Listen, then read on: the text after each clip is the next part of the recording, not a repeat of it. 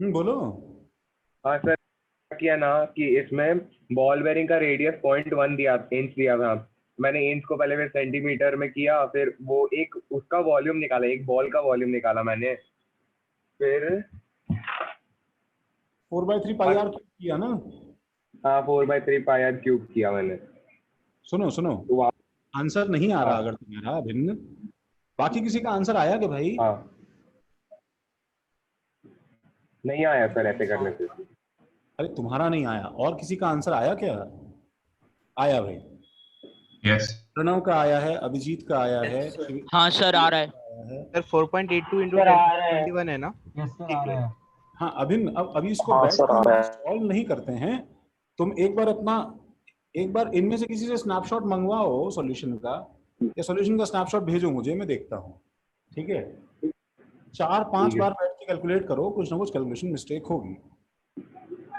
हाँ भाई, seventh seventh के बाद में, सेवेंथ तक कोई डाउट नहीं है भाई। कैलकुलेशन तो तुम्हें अपने आप करना पड़ेगा ना बच्चों, यार वो थोड़ी कर सकते हैं हम लोग यहाँ पे। 8th 9th 10th 11 12 9th 7th। Okay, कोई 7th पूछ रहा है, कोई 9th पूछ रहा है, 12th पूछ रहा है। ठीक है, देखो गाइस, 7th में ये पोटैटो, स्टार्च, बॉल, मिल सब बुलशिट है। ठीक है, स्टार्च मॉलिक्यूल, ठीक है, lower molecular weight product analyse इतना % phosphorus, if each molecule assume to contain 1 atom.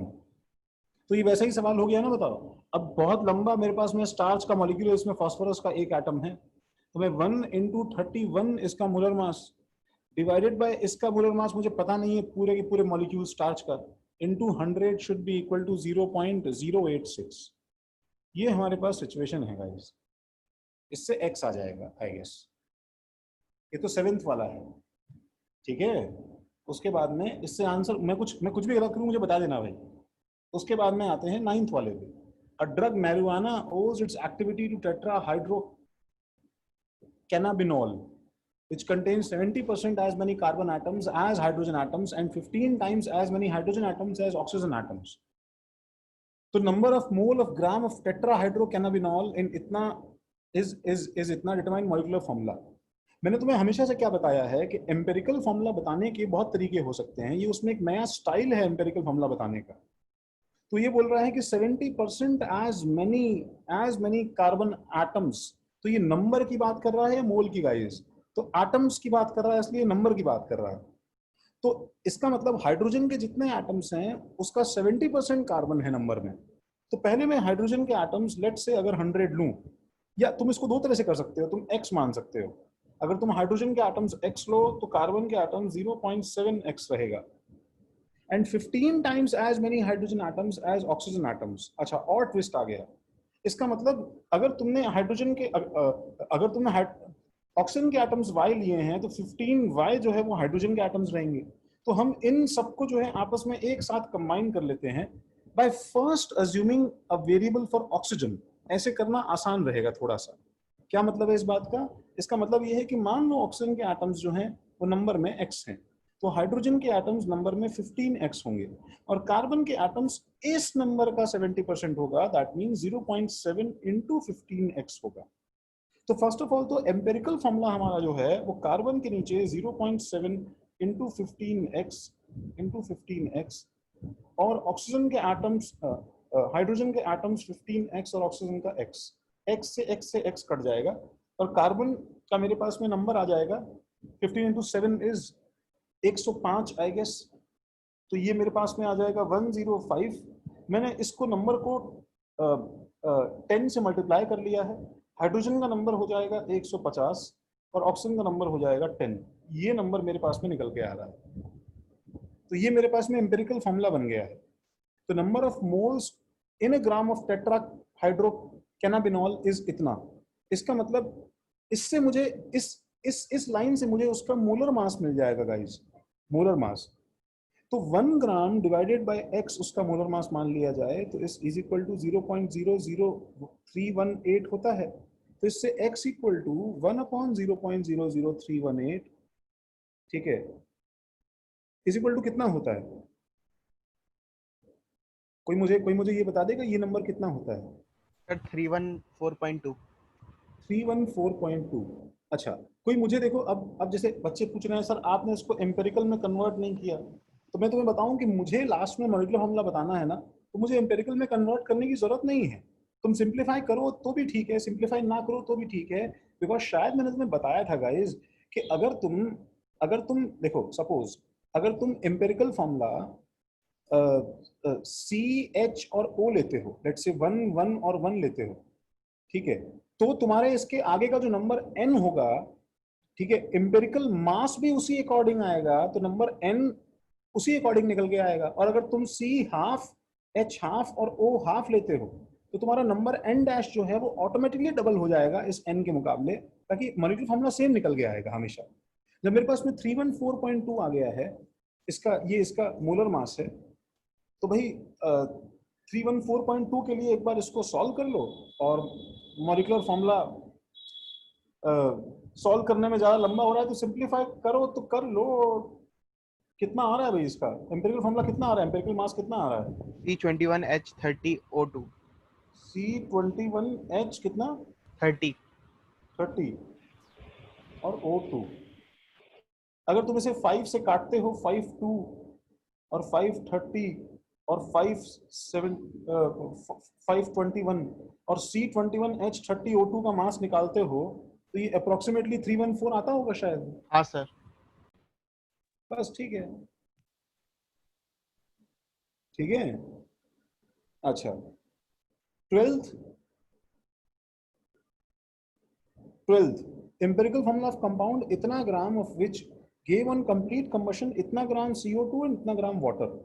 तो ये एक्चुअली क्या है कि हमें इसमें ये आइडिया लेना है पहले तो, कि मुझे मुझे बस कैलकुलेशन में हेल्प कर दो। ये 0.9482, ठीक है। बच्चे मुझे पूछते हैं इसके अंदर, सर इसके अंदर हमें अज्यूम करना है कि हाइड्रोकार्बन है, हमें इसमें क्या अज्यूम करना है, ठीक है। मैं तुम्हें बताऊं, इसके अंदर तुम्हें कुछ अज्यूम नहीं करना है, तुम बिना कुछ अज्यूम किए एकदम प्रिसाइजली आंसर निकाल सकते हो इसका। तो दिस डिवाइड बाय 44 बताओ कितना होता है, तो मुझे बताएगा कि कितना होता है ये। और दिस डिवाइडेड बाय 0. हाँ बोलो। 0.0215। 0.021, ठीक है। और दिस डिवाइड बाय 18 कितना होता है? 0.01077। 0.0107, ठीक है, गुड। अब मैं एक चीज बहुत ही स्मार्टली एक चीज करने वाला हूँ, इस CO2 में से मैं कार्बन का मोल्स निकाल सकता हूँ, और इस H2O में से मैं हाइड्रोजन का मोल्स निकाल सकता हूँ। मैं खुद जज करूंगा कि ये कंपाउंड हाइड्रोकार्बन है कि इसमें ऑक्सीजन है। कैसे? कि 0.021 मोल्स ऑफ CO2 का मतलब 0.021 मोल्स ऑफ कार्बन है, 0.021 मोल्स ऑफ कार्बन है। और अगर इतने मोल्स ऑफ कार्बन है तो 0.021 इंटू 12 कार्बन का मास है। वापस बताओ ये नंबर कितना होता है into 12? Sir 0.252। 0.252 gram of carbon है। और बताओ 0.0107 H2O मतलब इंटू 2 हाइड्रोजन के एटम्स हैं, तो ये कितना होता है? 0.0214 ग्राम ऑफ हाइड्रोजन है, ग्राम ऑफ हाइड्रोजन है। तो अब मुझे बताओ 0.252 प्लस 0.0214 इन दोनों को ऐड किया जाए तो ये 0.2801 आ रहा है क्या? ऑलमोस्ट आ रहा है। क्या आ रहा है? ऑलमोस्ट आ रहा है। हाँ सर, ऑलमोस्ट आ रहा है। इसका मतलब तुम्हें पता है कि अगर इतना ग्राम कंपाउंड से ये दोनों वेट निकल के आए हैं, ठीक है, तो अगर ये वेट इन दोनों के वेट के सम से ज्यादा होता ना बच्चों, तो मैं क्या मानता कि इसके अंदर कार्बन और हाइड्रोजन तो है ही, साथ में थोड़ा बहुत ऑक्सीजन भी है, और वो डिफरेंस इन वेट में ऑक्सीजन का निकाल लेता, डिफरेंस इन वेट में ऑक्सीजन का निकाल लेता। लेकिन इससे ये प्रूव हो जाता है कि इसके अंदर क्या है बताओ, इसके अंदर सिर्फ कार्बन और हाइड्रोजन है। तो अब एम्पिरिकल फॉर्मूला निकालना तो बहुत आसान है, वो तो डायरेक्ट आ ही गया कि बताओ मोल्स ऑफ कार्बन कितने हैं 0.021 और मोल्स ऑफ हाइड्रोजन कितने हैं 0.0214। तो इसका मतलब इसका एम्पिरिकल रेशियो तो मेरे पास में C और H ही आ गया ना, C1H1। बोलो एम्पिरिकल रिलेशन इसका C1H1 ही आ गया ना, तो इसका आंसर क्या यस दिया सर, सर CH ही है। CH है। बोलो ये समझ में आया क्या? सर भाई, मैंने CXHY लेके किया। हाँ हो जा, लेकिन देखो ना अभी क्या है ना अर्नव, इसमें मैं अगर तुम्हें थोड़ा सा ट्विस्टिंग सवाल बनाऊं ना, तो मैं चुपचाप पता है इसका वेट में थोड़ा सा ऑक्सीजन ऐड कर दूंगा, ठीक है, थोड़ा सा ऑक्सीजन ऐड कर दूंगा अर्नव, और तुम्हें मालूम भी नहीं चलेगा। बिकॉज ऑक्सीजन के साथ में क्या प्रॉब्लम है कि ऑक्सीजन तो जितना रिक्वायर्ड होता है उतना ही एटमॉस्फेयर से आता है ना, बताओ, उतना ही एटमॉस्फेयर से आता है जितना रिक्वायर्ड होता है अर्नव। तो अगर मैंने इसमें ऑक्सीजन ऐड कर दिया और तुमने ये वेट टोटल करके चेक नहीं किया इसका वेट, ठीक है, तो हो सकता है कि इसका एम्पेरिकल फॉर्मूला CHO निकल के आ रहा होता और तुमने इसका फॉर्मूला CH लिखा होता।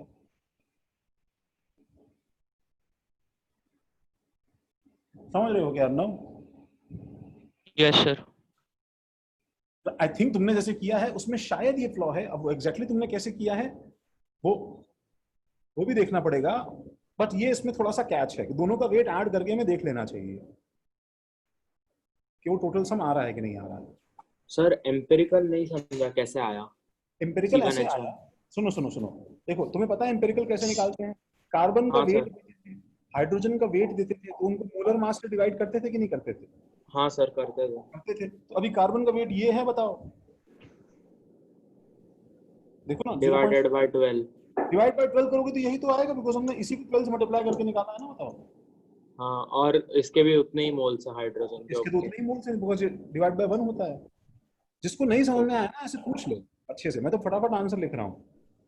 तो तुम इसमें दिमाग मत लगाओ, तुम जैसे डिवाइड करने जाओगे तुम्हें जो इमीडिएटली स्ट्राइक कर जाएगा 1 मिनट इंटू 12, अच्छा यही तो नंबर है, तो मुझे वेट क्यों निकालना है? मुझे नंबर पता ही है जब 0.021 है, और मुझे नंबर पता ही है जब 0.0214 है, तो प्रॉब्लम क्या है? बस ठीक है, 1:1 रेशियो है, ठीक है। हाँ, डेंसिटी एंड वेपर डेंसिटी 13, 14, 15, बोलो कोई डाउट? सर 13। CH कौन सा कंपाउंड है? अरे बहुत सारे कंपाउंड है, C2H2 है, इथाइन।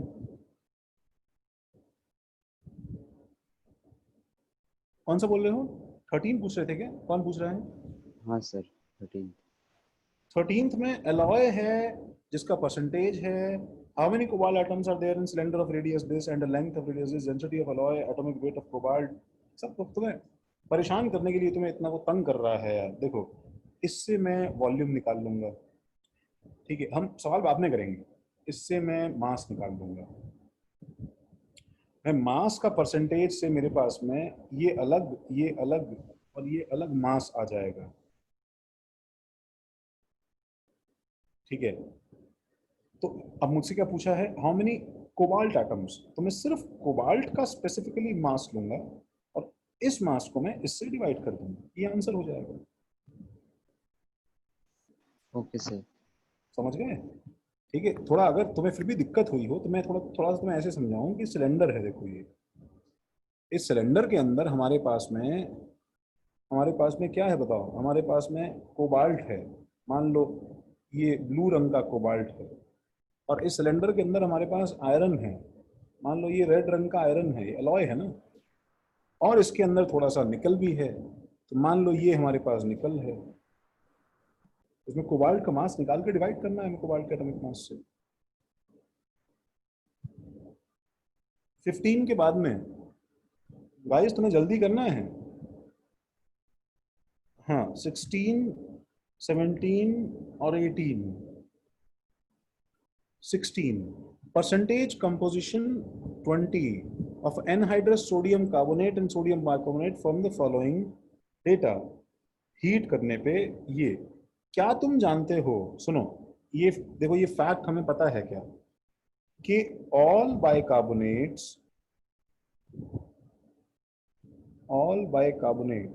on heating क्या बनाते हैं बताओ? CO2। CO2, CO2, और क्या बनाते हैं? वाटर और नहीं, एक सॉल्ट। कार्बोनेट।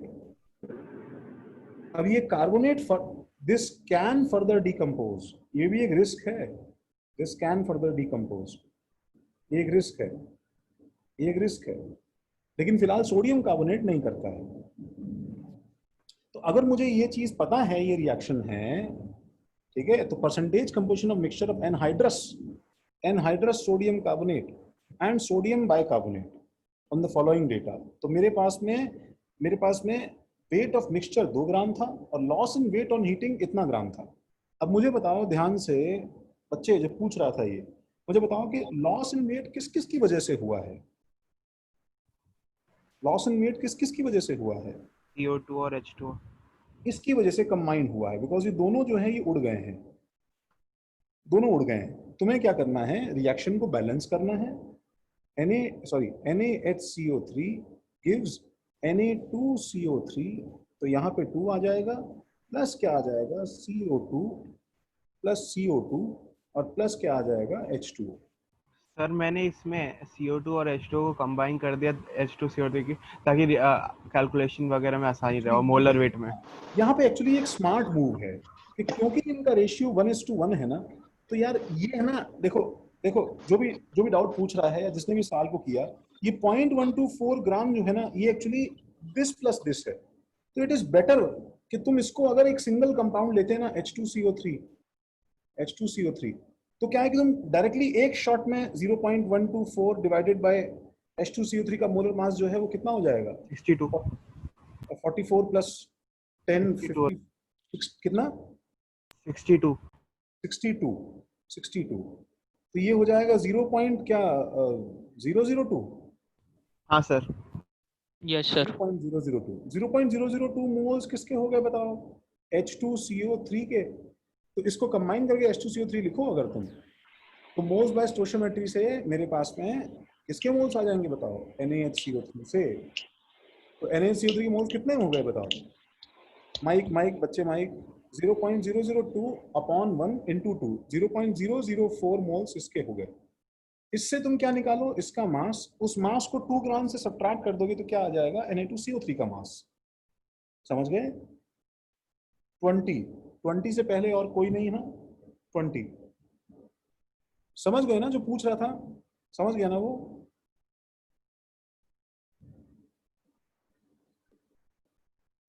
ओके, लॉस्ट है वो। मैं तुम्हारा नाम नहीं लेता हूं ताकि तुम लोग आराम से खुल के पूछ पाओ, ठीक है? हाँ आर्यन, 1 मिनट रुको बस। हाँ भाई, 20वां सवाल और 23वां सवाल, 2 सवाल मेरे पास लाइन में है। 20वां सवाल और 23वां सवाल, कितने सवाल हैं इसमें? 47। लास्ट के तो करने नहीं है हमें। 20वां सवाल, 20वें सवाल में क्या है? मैं तुम्हें सिर्फ हिंट दूं तो शायद चलना चाहिए काम यार। 5 gram sample of natural gas है, CH4 और C2H4 है, burnt in excess of oxygen है, यील्डिंग इतना ग्राम CO2 है, and some H2O as product है। ठीक है, what is wait percentage of CH4 and C2H4? ये तो मैंने तुम्हें हमेशा बताया है यार कि यार मिक्सचर के सवालों को तो यार अपना फेवरेट कैटेगरी बना दो यार तुम लोग। CH4 plus 2O2 gives CO2 plus 2H2O, एक रिएक्शन, और C2H4 plus O2 gives 2CO2 plus 2H2O, 4 5 6 3O2 हो जाएगा। ये दूसरी कैटेगरी। तो मान लो ये x ग्राम है, तो ये x डिवाइडेड बाय मोल्स निकाल लो इसके, 28 मोल्स हो जाएंगे। तो ये हमारे पास में 5 - x ग्राम हो जाएगा। 5 हाँ - सर हो जाएगा। बस करो। और इसमें एक डेटा और ढूंढा, देखो ढूंढो, ये रहा वो डेटा। मैंने तुम्हें क्या सिखाया कि पहले देखो 2 डेटा हैं इसके अंदर, एक ये डेटा है और एक ये डेटा है। तो इस डेटा को स्प्लिट किया और फिर इस डेटा को अप्रोच करो, सेकंड डेटा को इससे, तो in terms of x equation आएगी, उसको सॉल्व करोगे तो आ जाएगा। 23 देखो गाइस। सर हम्म जैसे आपने लास्ट इक्वेशन में दोनों को कंबाइन कर दिया था ना, तो इसमें हम ऐसा नहीं कर सकते ना? नहीं कर सकते। उसका रीजन बताता हूँ क्या है। देखो एक्चुअली क्या है, फर्स्ट ऑफ ऑल तो क्या है कि मैं CH4 plus C2H4 मैं जानता नहीं हूं कि ये 1:1 है, 1:2 है, 2:3 है, क्या है मुझे पता ही नहीं है ना। तो मैं यहाँ पे अगर मुझे पता होता कि 1:2 है तो पता है मैं एक्चुअली तुरंत कंबाइन कर लेता राधिका। मैं 1 और 2 लिखता और फिर बिंदास बैलेंसिंग करके एक बार में आंसर निकाल लेता, लेकिन ये मुझे पता नहीं है। पिछले सवाल में क्या है, बैलेंसिंग में 1 CO2 + 1 H2O निकला था, तो मुझे पता था कि जो भी बनेगा वो 1:1 ही बनेगा। तो जब मुझे पता था ये 1:1 बनेगा, इसलिए मैंने इसे H2CO3 लिख लिया, तो मेरा काम चल गया एक शॉट में। यहां नहीं चलेगा। जिस दिन ऐसा सवाल आया राधिका कि उसने लैंग्वेज यूज की कि mixture which contains 1 CH4 = 2 C2H4, मैं उस दिन इसको एक सिंगल रिएक्शन में लिखूंगा जरूर। ठीक है? Yes sir. हाँ भाई, 23 पे आओ। 23 से पहले भाई। ओके, 23 कितने लोगों से हो गया भाई बिना हेल्प लिए? हाथ खड़ा कर सकते हो, यस लिख सकते हो चैट में।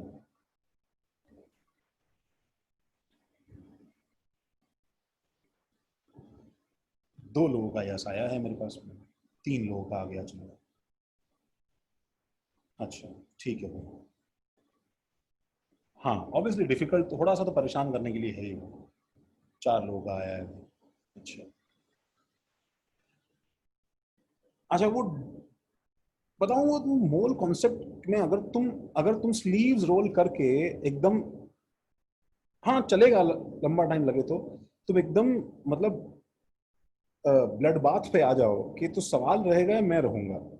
इट शुड लुक लाइक, ठीक है, कि वो तुम्हें कितना भी पेन दे दे लेकिन हम लोग घुटने तो नहीं टेकने वाले। ठीक है, कुछ भी करके आंसर तो मोल का निकालेंगे। There can be many problems in chemistry and in physics and maths जिसमें क्या है कि तुम एक लिमिट के बाद हमारा दिमाग स्ट्राइक करना बंद हो जाए, बट मोल में मुझे लगता है कि तुम सुबह नहीं हो रहा है, शाम को दोबारा अटेम्प्ट करोगे, there will be fair enough chance कि तुमसे सवाल हो जाएगा। तो ये सवाल एक्चुअली एक इन्फॉर्मेशन पे बेस्ड है, जो बहुत ही अजीब तरह से इन्फॉर्मेशन दिया हुआ है। एक अननोन कंपाउंड है XY, उसे पता नहीं है, और उसके ऊपर ये सीरीज ऑफ रिएक्शंस हैं, वेट दिया है, इसका वेट दे दिया है। मैं इस पे पीओएसी बैलेंसिंग, मुझे जो समझ में आ रहा है मैं सब लगा दूंगा इस सवाल पे। ऑल गन्स अब्लेज हम इस सवाल के पीछे पड़ जाते हैं, तो सवाल तो हो ही जाएगा। ठीक है, तो जहां तक मुझे लग रहा है, देखो कि अगर मैं इसको ट्रैक करूं तो मुझे साफ साफ दिखाई दे रहा है कि ये कार्बन जो है, ये वाला कार्बन सारा का सारा इसमें चला गया है, इसके अंदर। ठीक है, पहली चीज। और ये जो क्लोरीन है, ये वाला क्लोरीन है, ये Cl जो है, ये Cl सारा का सारा Cl पहले तो यहां गया और फिर उसके बाद में यहां चला गया। तो इससे मुझे इसके अंदर के Cl की इंफॉर्मेशन मिलेगी। ठीक है, और इससे मुझे इसके अंदर की कार्बन की इंफॉर्मेशन मिलेगी, इतना मुझे समझ में आना चाहिए। ठीक है, तो अब शुरू करते हैं। तो सबसे पहले मेरे पास में क्या है कि 0.996 ग्राम ये AgCl है, तो मैं 0.996 डिवाइडेड बाय AgCl का मोलर मास 108 + 35.5 होता है, इसके AgCl के मोल्स आएंगे। इसमें Cl का एटॉमिसिटी 1 है, इनटू 1 करने से Cl के मोल्स आएंगे। तो ये Cl के मोल्स इज इक्वल टू ये Cl के मोल्स। तो मैं इसके लिए क्या लिखूंगा बताओ, 0.643 डिवाइडेड बाय इसका मास लिखना पड़ेगा तुम्हें। तो ये तुम्हें मतलब पूरा XY के टर्म्स में लिखना पड़ेगा। 12 + 3 15x, CH3 का मास 15x प्लस Al का मास 27 प्लस Cl का मास 35.5y। ठीक है, 35.5y, this moles into atomicity y। ये पहला इक्वेशन है in terms of x and y। बोलो गाइस, बहुत गंदा है, डेफिनेटली बहुत गंदा है, बट एक इक्वेशन है। मुझे सर दो एटॉमिसिटी तो वो Cl की है ना, तो हम लोग उसको सबसे मतलब y से क्यों मल्टीप्लाई कर रहे हैं? नहीं, सबसे y से मल्टीप्लाई नहीं कर रहे हैं बच्चे। ये तुम्हारा परसेप्शन है, तुम इसको कैसे देखोगे तो तुम्हें समझ में आएगा कि हमने सबको नहीं मल्टीप्लाई किया। ठीक है, अच्छा मुझे बताओ कि अगर मैं यहाँ पे ये लिखूं 0.643 divided by 15x plus 27 plus 35.5y, तो ये किसके मोल से बताओ? सर क्लोरीन के। नहीं, तो पूरे मैंने मतलब सब्सटेंस के। अच्छा, ये पूरे सब्सटेंस के मोल्स हैं। तो अब मैं इस मॉलिक्यूल के मोल्स, अब ये मॉलिक्यूल के मोल्स हैं, इसको ऐसे समझो। तो मुझे इसके अंदर अगर किसी भी एक एटम का नंबर निकालना होता है तो मैं उसकी एटॉमिसिटी से मल्टीप्लाई तो करूंगा। ओके, मुझे निकालना है Al का नंबर कितना है, तो मैं इंटू 1 कर देता, बिकॉज Al का एटॉमिसिटी 1 है इसमें, 1 है। क्लोरीन की Y है तो इंटू 1। इंटू y कर दिया, तो क्लोरीन के एटम पे पीओसी लग गया। सेकेंड इक्वेशन इसकी आ जाएगी 0.222 डिवाइड बाय कितना 12, 13, 14, 15, 16 इंटू 1। अभी यहाँ पे x का मत ले आना बीच में, ये बैलेंसिंग का x है, किसी काम का नहीं है ये हमारे। जब पीओसी लगा रहे हो देन दिस इज बुलशिट, वो स्टोशियोमेट्री किसी काम की है ही नहीं। हिट एंड ट्रायल कहाँ है, हिट एंड ट्रायल कहाँ है। 0.222 by 16 into 1 is equal to, ये x किसी काम का नहीं है, is equal to वही सेम एक्सप्रेशन वापस से ये पूरा 0.643 डिवाइडेड बाय इनटू क्या करना है मुझे, बस x। देखो c का एटॉमिसिटी x है। सर राइट साइड पे ऑलरेडी मतलब CH4 में ऑलरेडी कंजर्व्ड है, इसलिए हमने वहाँ पे X नहीं लिखा। CH4 में वहां पे क्या है ऑलरेडी कंजर्व्ड है CH4 का मास, इसलिए हमने X नहीं लिखा क्या? नहीं नहीं नहीं, CH4 का मास कंजर्व की बात नहीं है, हमने CH4 के मोल्स निकाले ना, बताओ। हाँ सर। अब CH4 के अंदर यहाँ पे C का एटॉमिसिटी 1 होता है ना, बताओ। हाँ तो ये 1 मैंने यहाँ मल्टीप्लाई कर दिया, तो ये ऑटोमेटिकली कार्बन के मोल्स आ गए हैं। ओके। देखो उसने पता है, उसने तुम्हें यहाँ बैलेंसिंग में x लिख के और कंफ्यूज कर दिया है, ये और खराब कर देता है सवाल को। वो x नहीं लिखता है, तो मैंने तुम्हें क्या बताया था, बताओ। एक हाइड्रोकार्बन CXHY है, इसको बर्न करने पे 88 ग्राम CO2 निकलता है, ठीक है। तो अब बताओ इसको जो CO2 निकलता है इसको बर्न करने से, तो इसमें पहले का XY से मुझे क्या मतलब है, मुझे बताओ। 88/44 2 मोल्स ऑफ CO2 होता है कि नहीं होता है? होता है सर। और 1 उसमें एटॉमिसिटी है, तो ये 2 into 1 2 मोल्स ऑफ कार्बन हुआ कि नहीं हुआ, बताओ। हो गया। तो इसके अंदर इस x का कोई रोल ही नहीं है ना। अब मैं जबरदस्ती हाँ, करूंगा तो इसके आगे x लिखूंगा ना।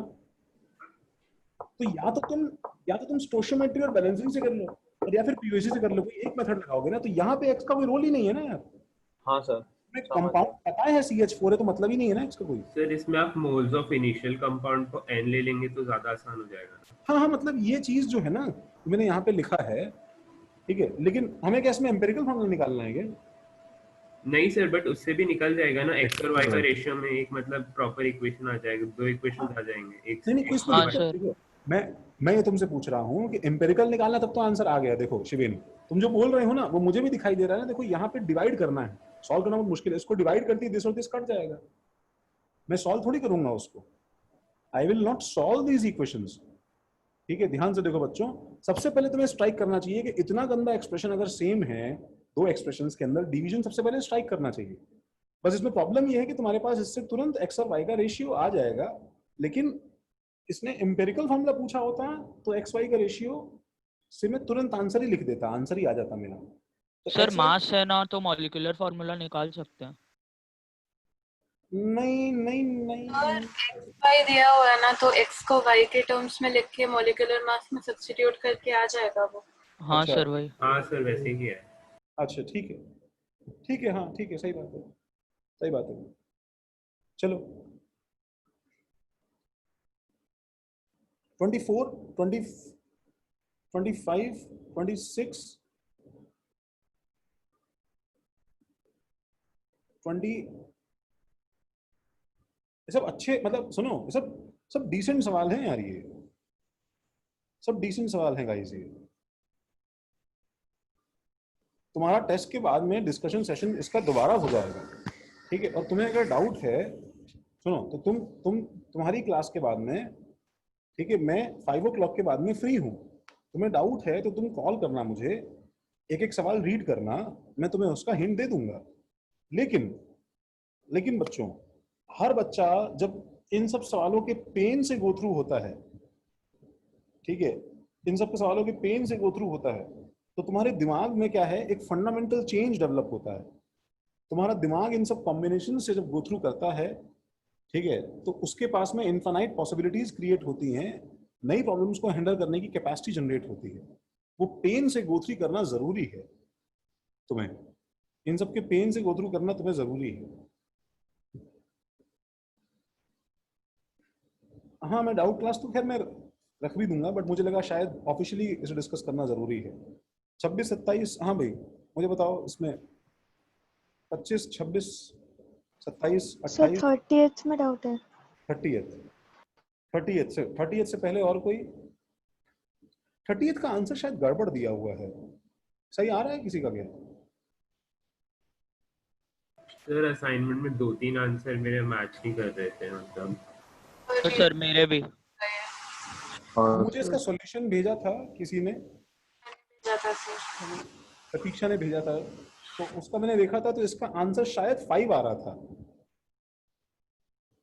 हाँ सर 5 आ रहा है। हाँ सर 5 आ रहे हैं। यस हाँ सर। सर 5 आ रहा है। तो पीछे शायद आंसर 5 नहीं दिया है। जिन लोगों का 5 आया है वो तो सही है, वो ठीक कर लें। हम सवाल अभी देख लेते हैं, ठीक है? 30th देखो, 30th में Mg को बर्न किया और MgO और Mg3N2 बना, मिक्सचर है। तो मैं तुम्हें जैसा हमेशा बोला है, कभी भी एक बार में रिएक्शन मत लिखना, समझ रहे हो? ठीक है, तो Mg जैसे देखो राधिका, अभी अगर मेरे पास में MgO Mg3N2 का रेशियो पता होता मुझे, तो मैं एक बार में लिखता, लेकिन अभी तो फिर Mg + O2 gives MgO मुझे अलग लिखना है, 2Mg 2MgO, और एक दूसरी रिएक्शन अलग जाएगी, that is Mg + N2 gives Mg3N2। इसमें नाइट्रोजन रहे। तो ये 3Mg Mg3N2 हो गया। और अब मैं इसमें मिक्सचर को स्प्लिट करूंगा, डेटा कहाँ है, डेटा कहाँ है, डेटा कहाँ है, 120 ग्राम। 120/24 कितना होता है? 5 मोल। 5 मोल होता है गाइस। तो मैं यहां पे लिख देता हूं x मोल्स।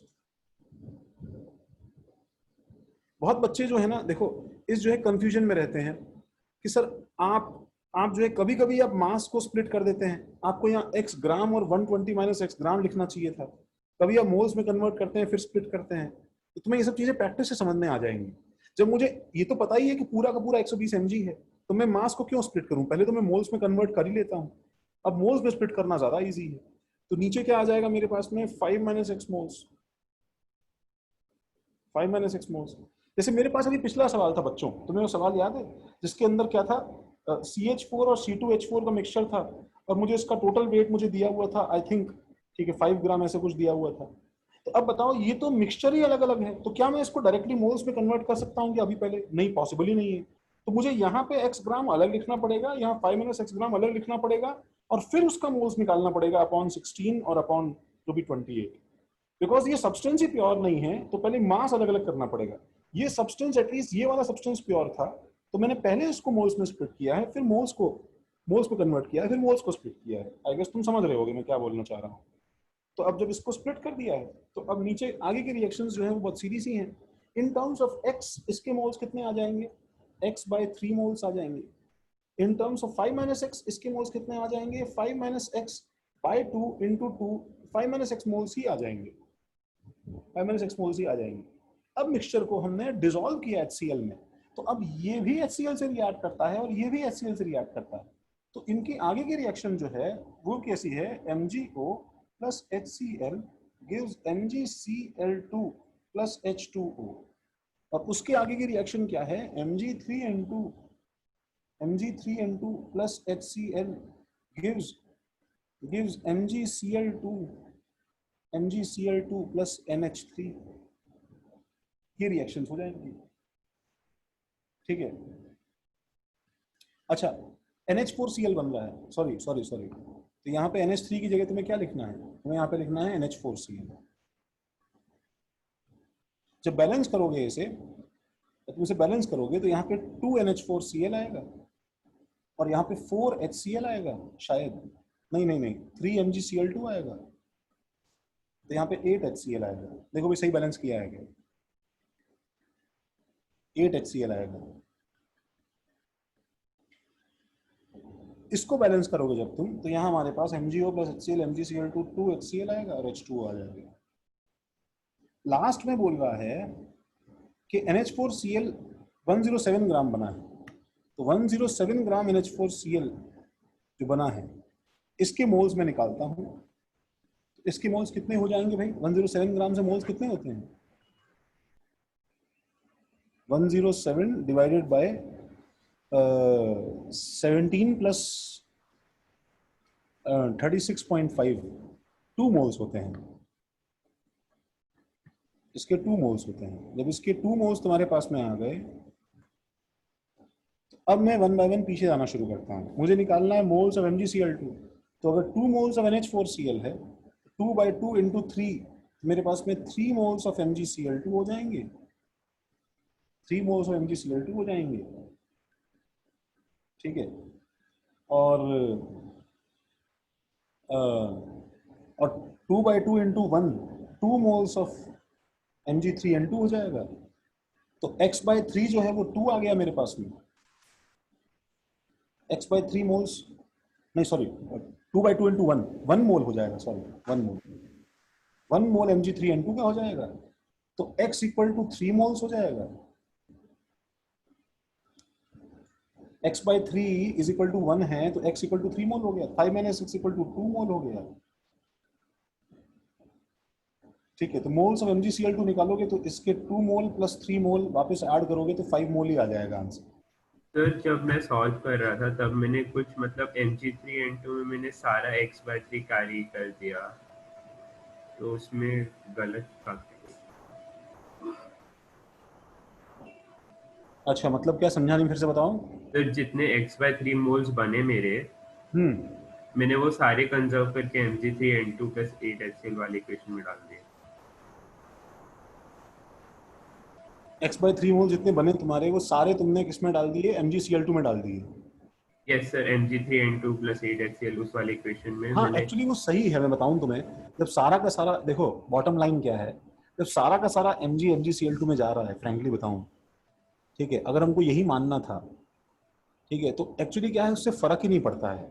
तुम डायरेक्टली इसका आंसर 5 का 5 दे सकते थे, तुम्हें कुछ करने की जरूरत। क्योंकि मेरा 5 - x + x मोल्स आ गया आंसर। हाँ, x मोल्स आ जाएगा, कोई फर्क ही नहीं पड़ता है। इस सवाल में जो है, कहीं ना कहीं कुछ ना कुछ डेटा जो है वो गड़बड़ हो गया है।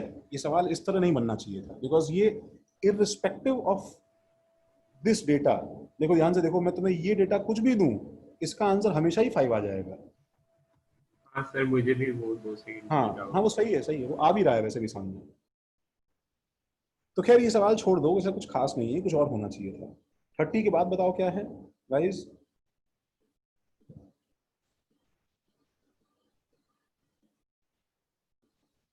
कॉन्सेंट्रेशन टर्म्स तो प्लीज हुआ होगा शायद तुम लोगों से।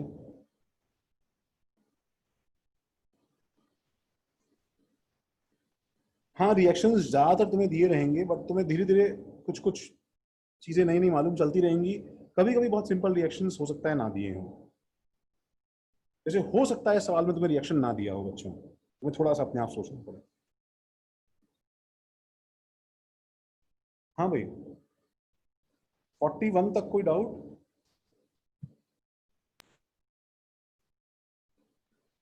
ओके गाइस, तो लेट्स स्टॉप इट। हम कल तुम्हारा टेस्ट कितने बजे है? सर अभी टाइमिंग नहीं आई। टाइमिंग नहीं आया। तो कहाँ छोड़ छोड़ के जा रहे हैं भाई क्लास, पता नहीं। असाइनमेंट 4 का भी रख सकते हो क्या? हम असाइनमेंट 4 का डिस्कशन आज रात में रखते हैं 1 आवर के लिए, ठीक है? हाँ सर। जी सर। हाँ, मैं कोशिश करता हूँ। हाँ पार्थ, मैं कोशिश करता हूँ। सर थोड़ा एटॉमिक का रिवीजन हो सकता है क्या आप भी, मतलब एटॉमिक के रिवीजन में तो अरे वैसे भी बोर मॉडल नहीं आ रहा है, रिवाइज क्या करोगे? सर ऐसे ही थोड़ा लेक्चर 5 तक हो जाएगा सर, पता है सर काफी फॉर्मूलाज वगैरह।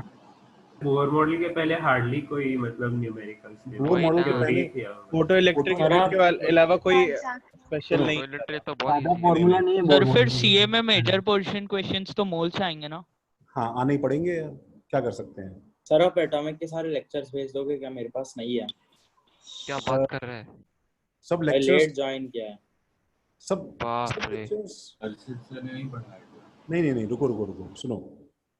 एटलीस्ट पहले क्या है, बोर मॉडल से पहले का तो सब कुछ होगा शायद, रजत ना? सर बोर मॉडल नोट्स तो लिखे हैं मैंने, लेकिन मतलब जो ऐसे पीडीएफ भेजते हो आप हर लेक्चर के, वो चाहिए था बस। अच्छा, तो मुझे उसके लिए भी एक बार क्लास के बाद कॉल करो, मैं बताता हूँ मेरे पास क्या है, मैं अरेंज करता हूँ, देखता हूँ क्या है। ठीक है सर। हाँ, असाइनमेंट 4 का आंसर की तो बेटा मैं तुम्हें, मुझे सॉल्यूशन सबमिट करने पे ही दूंगा, मैं तुम्हें देने वाला नहीं हूँ। जिसका हो गया है मुझे स्नैपशॉट भेजो, कॉल करो, अगर मैं जल्दी नहीं देख रहा हूँ तो कॉल करो और सॉल्यूशन लो। तो अभी क्या है, देखो एटॉमिक रिवीजन तो वर्थ इट नहीं है गाइस, कुछ उसमें है नहीं रिवाइज करने के लिए, ठीक है? तुम शांति से लेक्चर नोट्स पढ़ो, तुम्हें जो है सेल्फ रीडिंग की जरूरत है, सेल्फ स्टडी का, तुम्हें यहाँ तक इसकी जरूरत नहीं है। तो हाँ, जिसने मोर देन 50% भी असाइनमेंट 4 कर लिया है वो भी सबमिट करके मुझसे ले सकता है आंसर।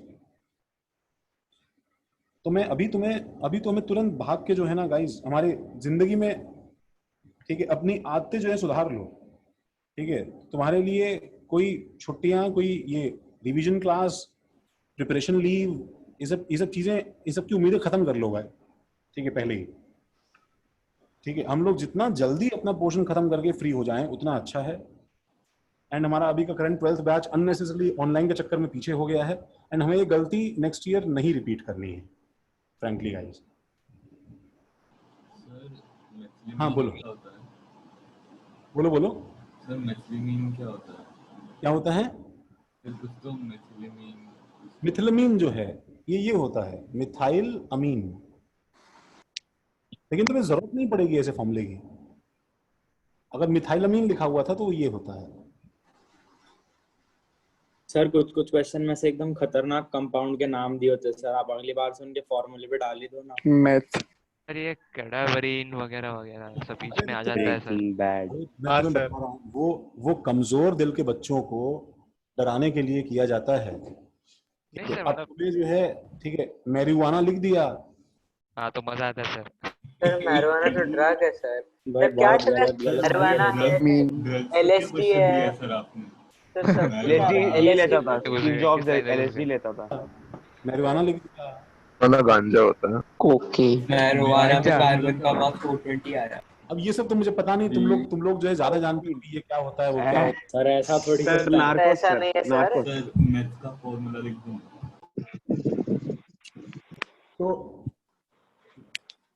तो फॉर्मूला जो है उसकी जरूरत नहीं पड़ती है बच्चों, उसके बिना सवाल हो जाता है। ऐसे सवालों को जनरली पीओएसी से सॉल्व करते हैं, उसके बिना हो जाता है। हम लोग आते हैं सर, तो मतलब जहाँ ड्रग्स दिखे वहाँ पीओएसी लगा दे। हाँ सही बात है, सही सवाल है, एकदम सही समझा तुमने, बिल्कुल। तो हम लोग आते हैं अपने फेवरेट पार्ट पे। तो मैं बहुत एक्साइटेड हूँ गैसियस स्टेट के लिए, बिकॉज मुझे जो है उसके अंदर फिजिक्स खेलना पड़ेगा। सर आपने पन इंटेंट किया था क्या इसमें? सर आपने फेवरेट पार्ट बोला तो मुझे लगा आप स्टोरी सुनाओगे। नहीं सर आपने सच बोलिए, आपने इसमें पन इंटेंट किया था क्या? नहीं, मैंने पन एक्साइटेड स्टेट वाला। ये मैं एक्चुअली केमिस्ट्री पढ़ाते पढ़ाते इतना बोर हो गया हूँ, मुझे जो है वो फिजिक्स का पार्ट जब आता है तो मुझे अच्छा लगता है, ठीक है? तो वो जो होने वाला है अभी, उसमें हम लास्ट क्लास में वॉल्यूम देख रहे थे, ठीक है? और वॉल्यूम के अंदर तुम्हें बाकी तो मालूम ही है कि एसआई यूनिट तुमने लास्ट क्लास में लिखा था कि मीटर क्यूब होता है। सीजीएस यूनिट जो है, ये तुमने अगर नहीं लिखा था तो ये लिख लो भाई, ये सेंटीमीटर क्यूब होता है। और सीजीएस का फुल फॉर्म कुछ होता है ना वो, centimetre gram second, centimetre gram second, ऐसा कुछ इसका है, ताकि इसमें नाम से वही होता है सेंटीमीटर में लेना है। हाँ सर और इंटरनेशनल एसआई का कुछ तो system of international, system day international, system day international, ऐसा कुछ तो सिस्टम में इंटरनेशनल दी यूनिट सर, फ्रांस का है, फ्रेंच में। अच्छा ऐसे देखो, मेरे को उर्दू लगता सर। अभी उतना ही करो जितना मुझे आता है, ऐसे क्लास में बेइज्जती मत करो। देखो, तो अच्छा ये हो गया। इसके इसके अलावा ये पता है ये दोनों ही किसी काम के नहीं है, ठीक है। हमारे पास जो मोस्ट यूज्ड यूनिट यहाँ पे होने वाला है, ठीक है, वो एक्चुअली क्या है, लीटर्स है। और उसका लॉजिक बहुत क्लियर है, क्योंकि metre cube normal conventional laboratory beaker से बहुत बड़ा नंबर है और सेंटीमीटर क्यूब एक्चुअली बहुत छोटा नंबर है। Litres is the perfect thing.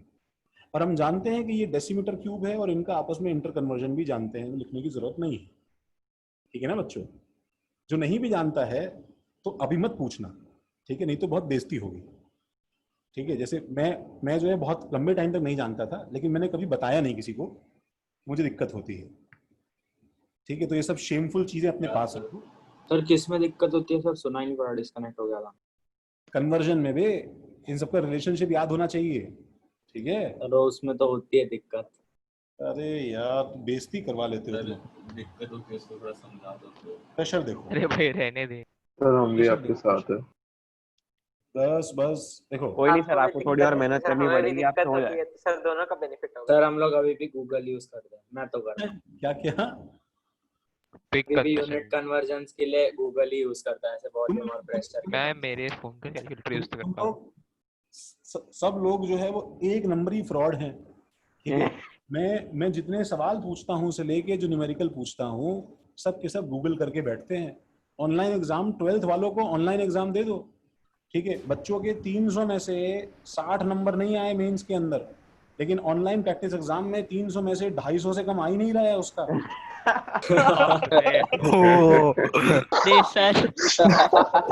Sir आप कुछ एडवांस का क्यों नहीं करवा रहे, पेरेंट बोल रहे हैं। सर अब तो मैं मैं भी उनसे छाप लूंगा सर। मैं उनके मुंह पे कैसे बोलूँ कि आपके आपके पूत ने इतने झंडे गाड़े हैं कि वो आपके सामने बना रहा है, ठीक है। ये सही है। लड़का था सर, बता रहा था एक, अभी जो जेई दिया इस साल जील में, एक लड़का एक एक फिजिक्स के टेस्ट में सेकंड आया रैंक में, और उसके नेक्स्ट टेस्ट में फिजिक्स के उसी उसी चैप्टर के टेस्ट में सेकंड लास्ट आया वो। अरे मेरे मतलब पास में सुनो, मेरे पास में अपने अपने जो टॉपर का फोन आ गया भाई, ठीक है। आयुष और आदित्य पाटिल वगैरह हैं, तो आदित्य पाटिल जो है उसकी उसकी 800 रैंक है। वो बोलता है कि सर आयुष मुझसे आगे रहता है, समझ में आता है। सर ये नए नए नाम में से 4-5 नाम आगे रहते हैं, सर ये कहाँ से आए। सर मुझे डिप्रेशन हो गया है कि मतलब क्या, मैंने समझाया उसे, नहीं नहीं तो खैर ठीक है, चलो तुम क्या गूगल करो ना करो भैया, तुम्हारी इच्छा है, ठीक है। देखो प्रेशर क्या है मुझे बताओ। तो गैस गैस का प्रेशर जो है वो एक्चुअली क्या है कि जब जब बीकर के अंदर, ठीक है, बीकर के अंदर अगर तुम फ्लेक्सिबल वॉल्स के ऊपर अपना हाथ लगाओ और इसका प्रेशर फील करो, ठीक है, इसका जो प्रेशर फील करो, तो ये प्रेशर तुम्हें जो फील होता है, ये क्यों फील होता है गाइस? वो इसलिए फील होता है क्योंकि इसके अंदर जो रैंडमली मूविंग पार्टिकल्स हैं, ये एक्चुअली क्या करते हैं बताए, ये सब के सब वॉल से स्ट्राइक करते हैं, ठीक है। और ये वॉल से स्ट्राइक करते हैं और पर सेकंड, ठीक है, हंड्रेड्स ऑफ पार्टिकल्स कंटिन्यूअसली इस वॉल से स्ट्राइक कर रहे होते हैं। और इसके अंदर क्या होता है, इनका मोमेंटम चेंज होता है, ठीक है, इनका मोमेंटम चेंज होता है, ठीक है। ये मोमेंटम चेंज का जो फोर्स इस वॉल पे अप्लाई होता है, ये फोर्स तुम्हें प्रेशर के फॉर्म में फील होता है, ठीक है। तो भाई पहले तो इसके अंदर एक एक जो है 2 लाइन लिख लो जरा। थैंक्स श्रीकांत। तो pressure exerted by, pressure is the force per unit area, the force per unit area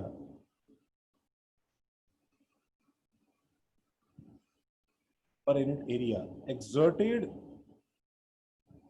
due to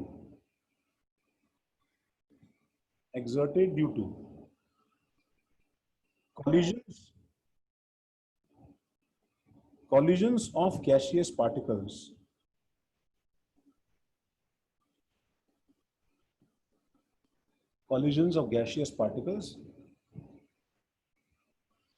near the walls of beaker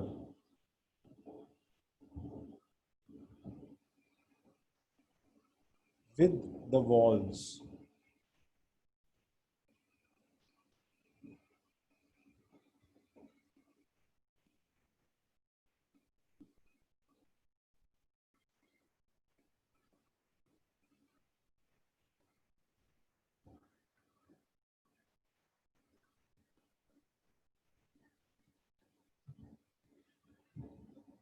अब इसमें भी सर ये तो वॉल्स पे लगता है ना? हाँ, वॉल्स पे लगता है ना।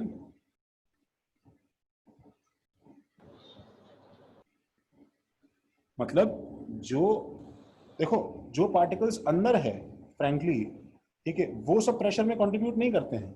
जो पास में घूम रहे हैं इसके, ठीक है, वो जब इस वॉल से बार बार कोलाइड करते हैं, मेरा बोलने का मतलब था कि वो वाले पार्टिकल्स जो बीकर की वॉल्स के आसपास घूम रहे हैं, ठीक है, वो जो वॉल से कोलाइड करते हैं, वही तो प्रेशर है ना। सर एक चीज पूछूं? मेजर करते हैं प्रेशर। क्या बोल रहे हो शिवेन, फिर से बोलो। सर वो mm ऑफ Hg में मेजर करते हैं, मिलीमीटर ऑफ अरे Hg। तुम्हें सब समझ में आया, मैंने बोला ना, ये मेरा एकदम मुझे अच्छा लगता है। वेट तो करो तुम। सर हाँ, सर एक डम क्वेश्चन है, मैं पूछूं क्या? रिस्क है। रिस्क है, चलो ले लेते सर। बोलो। सर समझ लीजिए, अगर मैंने कोई क्लोज्ड कंटेनर में कोई गैस रखी है और गैस पार्टिकल्स मूव कर रहे हैं, तो हर एक गैस पार्टिकल के मॉलिक्यूल में एनर्जी रहेगी थोड़ी ना थोड़ी, तो जिसकी वजह से वो मूव कर रहा है। तो सर जब वो कोलाइड हो रहा है वो बॉल से, तो वो लूज नहीं कर रहा है एनर्जी? नहीं, डम क्वेश्चन नहीं है ये तो भाई, काफी इंटेलिजेंट सवाल है। वो एक्चुअली बताया तुम्हें, वो एक्चुअली कोलाइड कर रहा है और एनर्जी लूज भी कर रहा होगा। हम दो चीजें मानते हैं, एक तो आइडियल गैस में मैं तुम्हें बताऊं, हम मानते हैं कि इलास्टिक कोलिजन है, इलास्टिक कोलिजन में एनर्जी लॉस नहीं होता। लेकिन फ्रैंकली अगर थोड़ा बहुत एनर्जी लॉस हो रहा है, तो उसे तुम्हें पता है कॉन्स्टेंटली एनर्जी मिल रहा है कहीं से, तो पता है कि मिल रहा है उसे। हाँ, कहाँ से मिल रहा है बताओ? वॉल से। सर बाकी गैसियस पार्टिकल्स बाकी गैसियस पार्टिकल्स नहीं वॉल से, पर वॉल एक से। टाइम पे तो एनर्जी खत्म हो जाएगी अगर बाकी गैसियस पार्टिकल्स बाकी गैसियस पार्टिकल्स डिपेंड नहीं, करता है और प्रेशर नहीं। कितना है, डिपेंड करता है कि प्रेशर कितना है। वॉल से ही मिलेगी ना वापस। हमारे पास में सुनो, हमारे पास में सारी एनर्जी का एक ही सोर्स है, ट्रेस बैक करते जाओ तो, पीछे करते जाओ तो सन। ठीक है, वो सारी एनर्जी का एक ही सोर्स है, सन। तो कहीं ना कहीं जो तुम्हारे टायर में उसमें हवा भरी है, मेरी बात सुनो, तो टायर जब तुम बाहर निकलते हो, तो हो सकता है गर्मी में बाहर निकलो तो इतना गर्म हो जाए कि टायर फट जाए यूज करते करते। और जब तुम उसे छांव में घर में रखते हो, तो तुम्हारे हिसाब से तुमने उसे छांव में रखा है, but you should not forget कि वो छांव में भी क्या है, बाहर की रेडिएशन से जो आसपास की हवा गर्म है, वो बाहर की हवा तुम्हारे टायर से लगातार कोलाइड करती है, और एक कांस्टेंट थर्मल इक्विलिब्रियम स्टैब्लिश्ड है तुम्हारे टायर के अंदर और बाहर में। इवन रात को भी क्या होता है, क्या एस्टैब्लिश्ड है? Constant thermal equilibrium. Thermal equilibrium established है कि टेम्परेचर मेंटेन है ना। रात को भी क्या होता है, टायर का प्रेशर थोड़ा सा कम होता है, थोड़ा सा कम होता है, बिकॉज ठीक है, थोड़ा सन हटने की वजह से धीरे धीरे एनर्जी रेडिएट ऑफ हो रही है। बट सर इस केस में तो हम क्लोज सिस्टम के बारे में बात कर रहे हैं ना। हाँ सर, क्लोज किसमें? हाँ, इसमें हम लोग बात कर रहे थे, तभी तो बोल रहा हूँ, आइडियल गैस के अंदर हम मानते हैं कि इलास्टिक कोलिजन होता है। सर एनर्जी डिसिपेट तो होगी जब वो कोलाइड करेंगे। इलास्टिक कोलिजन मान लिया तो नहीं होगी ना, बात खत्म हो गया। इलास्टिक कोलिजन मानते हैं, एक्चुअल लाइक डेफिनेशन क्या होता है किसका? कैसे एनर्जी लॉस नहीं होगा इलास्टिक कोलिजन में? अरे वो सब चीजें तो अलग बात है यार, वो तो एक वो तुम फिजिक्स में देखोगे, हम अभी भी इसमें देख लेंगे। कोएफिशिएंट ऑफ रेस्टिट्यूशन कोलिजन हुआ है फिजिक्स में क्या तुम्हारा? नहीं हुआ है ना, अभी काइनेमेटिक चालू है। सर आप इलास्टिसिटी की बात कर रहे थे कि वो वाइब्रेट होकर अपने आप जगह पर आ जाता है ओरिजिनल। अभी हम लोग उससे बहुत ज्यादा डेविएट हो जाएंगे। अभी तो हमें ये मान के चलना है, सुनो, फॉर अस, ठीक है, मैं यहाँ पे ऑफिशियली लिखवा रहा हूँ तुम्हें, सुनो, for us all collisions are elastic. ये आइडियल गैस की डेफिनेशन के अंदर इंक्लूडेड है। जो आइडियल गैस के लॉज है ना, जो रूल्स हैं, तो तुम एच सी वर्मा में, अगर वो आइडियल गैस करके चैप्टर है एच सी वर्मा के अंदर, तुम उस चैप्टर को अगर देखोगे तो तुम्हें उसमें लिखा मिलेगा for us all collisions are elastic. तो इलास्टिक कोलिजन क्या होता है, इसके अंदर एनर्जी लॉस जो है वो क्या हो जाएगा, जीरो। सर पर ये प्रैक्टिकली थोड़ी होता है। प्रैक्टिकली तो वही बता रहा हूँ ना मैं तुम्हें, कंटिन्यूअसली गैस जो है वो एनर्जी, ठीक है, ट्रांसमिट और एब्जॉर्ब करता रहता है। दिन में वही टायर का प्रेशर फिर से गर्म हो जाएगा, रात में थोड़ा कम हो जाएगा। अगर तुम एक ऐसी रात बना दो, सुनो, जो एवर एंडिंग नाइट हो जाए जैसे प्लूटो पे है, तो गैस का एनर्जी लॉस होते होते गाइस इतना कम हो जाएगा, ठीक है, प्लूटो वगैरह पे, कि वहां पे मीथेन जो है वो अपना एनर्जी लूज करते करते इतना स्लो हो गया कि मीथेन के जो सुस्त एकदम एकदम डम्ब इंटरमॉलिक्यूलर फोर्सेस हुआ करते थे, जो आपस में एक दूसरे के साथ में बिल्कुल इंटरेक्ट नहीं करते थे, ठीक है, उनमें भी आपस में क्या हो गया, थोड़ा बहुत प्यार हो गया, ठीक है। They are also like hi and he is like hi, मैंने कभी फील ही नहीं किया तुझे तो। और वहां मीथेन किसमें कन्वर्ट हो गया है? लिक्विड में। हेलो सर मैं डिस्कनेक्ट हो गया था सर। आपने यहाँ पे प्रेशर के डेफिनेशन के बाद आपने क्या कुछ समझाया था क्या? मैं ये सब फालतू की बकवास कर रहा था यार। ये लोग जो पता नहीं कहाँ कहाँ से सवाल पूछ रहे हैं प्लूटो वगैरह पे, जब क्या है रेडिएशन को इतना ज्यादा रिमूव कर दोगे तो एनर्जी धीरे धीरे लूज होते होते इवेंचुअली वहां पे क्या है ना, हाइड्रोकार्बन वगैरह जो हमारे यहाँ गैसेस है वहां पे लिक्विड्स और सॉलिड्स में मिलते हैं। लेकिन वहां पे भी सुनो, प्लूटो में भी क्या है, कहीं ना कहीं से कोई थोड़ा बहुत रेडिएशन का सोर्स है कि टेम्परेचर 0 केल्विन नहीं पहुंच रहा है। It is -270 265 kelvin, sorry Celsius, मतलब 5-10 केल्विन के आसपास है, बट अभी भी 0 नहीं है वहां पे गाइस, समझ रहे हो? 0 वहां पे भी नहीं है अभी भी, ठीक है। सॉलिड मीथेन लोग बता रहा है, हाँ जो भी कुछ है। तो जुपिटर में लिक्विड मीथेन, जुपिटर का टेम्परेचर तो गर्म है ना यार अंदर आने पे। हाँ सर, विंड मतलब वो भी बहुत है। अच्छा चलो जो भी है। सर इतने दूर के प्लैनेट्स का टेम्परेचर कैसे पता पड़ता है? सब कुछ यही पूछ लो ना तुम, मेरा कोई पोर्शन से तो नासा सारे प्लैनेट पे जा चुका है, मतलब सैटेलाइट अपने भेज चुका है। तुम अभी यहाँ पे लिखोगे, मैं आगे आगे चलूंगी, ये सब बकवास करनी है। मेरे को बहुत अच्छा लगता है बकवास करना है। नहीं सर, पढ़ाओ सर आप। हाँ कन्वर्जेंस में वैसे ही बुरी हालत है सर। मेरा इंटरनेट ये हो गया था, डिस्कनेक्ट हो गया था, आपने क्या किया? बहुत इंटरेस्टिंग स्टोरी बताई मैंने इन्हें, जो वापस रिपीट नहीं करूंगा। बहुत बकवास की। सुनो, ऐसा यूनिट क्या है प्रेशर का बताओ? पास्कल। तो force by area newton per metre square is equal to pascal हो जाएगा, ठीक है भाई। अच्छा, और सीजीएस यूनिट क्या है भाई? न्यूटन पर centimetre. Dine per centimetre. Dine Google किया ना। Centimetre square. और भी सेंटीमीटर यस सर, जिन लोगों को आज तक सीजीएस का मतलब भी नहीं पता था वो भी यूनिट बता रहे हैं। हाँ 1 न्यूटन। क्यों रे, तुम कमेंट मान रहे हो रजत? 1 न्यूटन सर गूगल करके ऐसे बताना, ये तो गलत है ना सर? हाँ सर ये भी गूगल कर रहा है मतलब। अरे चुपचाप चल, कोई बात नहीं, गूगल ही कर लो इसी बहाने। सर अभी 15 मिनट पहले रजत खुद बोला था कि जब वो कन्वर्जन करना होता है कन्वर्जन में गूगल है। गूगल आंसर नहीं बोला इसका, मुझे सिर्फ पास्कल तक पता था सर, इतना बोल सकता हूँ। सर उस दिन कोई तो सीए का फुल फॉर्म पूछ रहा था। देखो मेरे को इसका कन्वर्जन नहीं पता है। मेरे सामने जो है ना लेक्चर नोट में लिखा हुआ है 1 Newton is 989 10 to the power 5 divided by 10 to the power 4 centimetre square, ठीक है। इसको क्या छाप लो भाई, ये होता है, ठीक है।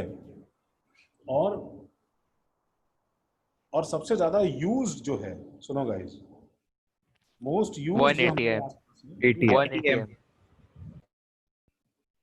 मोस्ट यूज का बहुत ही सीधा सा लॉजिक है, नहीं आने चाहिए 300 में। ये तो पीएसआई क्या होता है फिर?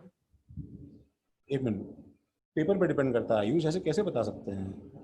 हाँ पहले आ जाएंगे उसके बाद बताता हूँ कितने मार्क्स सही थे उसमें। क्या बोल रहे हो, फिर से बोलो सर। पीएसआई क्या होता है फिर? क्या होता है पीएसआई? पाउंड्स पर स्क्वायर इंच, वो टायर प्रेशर के लिए। अच्छा यूनिट की बात कर रहे हो?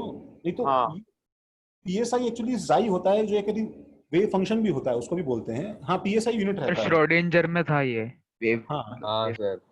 अरे हाँ, श्रोडिंगर ने डिफरेंशियल इक्वेशन दिया था उसमें। मोस्ट यूज जो है गाइस वो क्या है बताओ? वो एक्चुअली एटीएम है। तो इसलिए हमको क्या है कि पहले एटीएम का कन्वर्जन फैक्टर अच्छे से याद कर लेना चाहिए। तो मैं इसके नीचे कन्वर्जन फैक्टर्स लिख रहा हूं, देखो वो नोट कर लो, वो नोट कर लो। तो वो है सबसे पहले तो 1 newton per metre square that is 1 pascal is equal to एक तो हमने पीछे देखा अभी 10 dyne per centimetre square, 10 dyne per centimetre square. अच्छा, 1 ATM is actually equal to 1.013 into 10 to the power 5 Newton per metre square.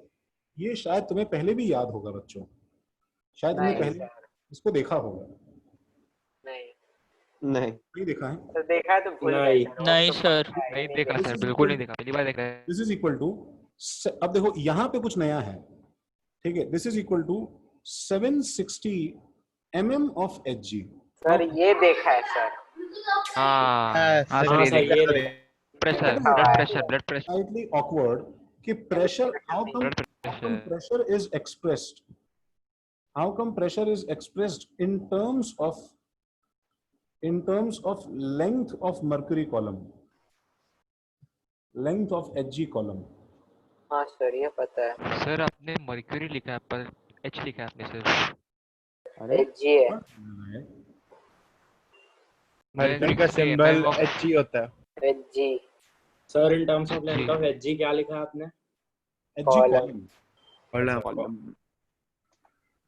760 mm of Hg लिखना चाहिए। Hg ही लिखा अरे है। समझ लेना, समझ समझ लेना। ले। कौन से प्लैनेट्स है? अरे एक ही बात है भाई। और 76 सेंटीमीटर ऑफ, अच्छा ये बोल रहे हो? होगा हाँ सर वो Hg, मिलीमीटर या सेंटीमीटर ऑफ Hg में से एक्सप्रेस करते हैं। ये बात ध्यान रखना। हमने क्या है कि इसके अंदर एक और चीज देखो, एक और यूनिट है दैट इज एक्चुअली 1 बार। 1 बार और 1 ATM ऑलमोस्ट बराबर होते हैं, लेकिन प्रिसाइजली बोला जाए तो 1 बार 10 to the power 5 Newton per metre square है। तो ये 750 होता है ना mmHg? नहीं 760 होता है भाई। 760 होता है। वन बार बोल रहा हूँ, वन बार शायद बोल रहा हूँ मैं। 1 बार जो है उसमें बहुत ही हल्का सा, देखो हल्का सा चेंज है ना, सही बोल रहा है, ऑलमोस्ट वही होता है, ठीक है। 1 बार और 1 ATM जो है ये ऑलमोस्ट बराबर है, लेकिन एक्चुअली इनमें से कौन बड़ा है? 1 ATM थोड़ा सा बड़ा है, ये ध्यान रखना।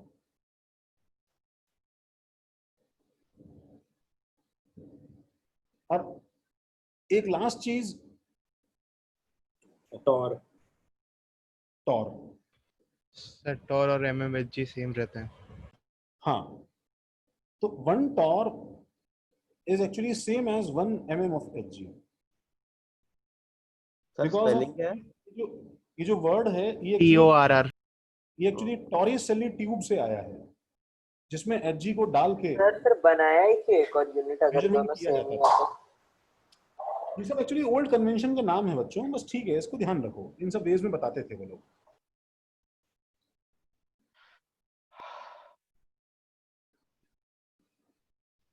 तुम्हें इस पेज के सारे कन्वर्जन जो है वो तुम्हें अच्छे से याद होने चाहिए, ये इंपॉर्टेंट है गाइस। टॉरिसेली ट्यूब वो सब याद करना।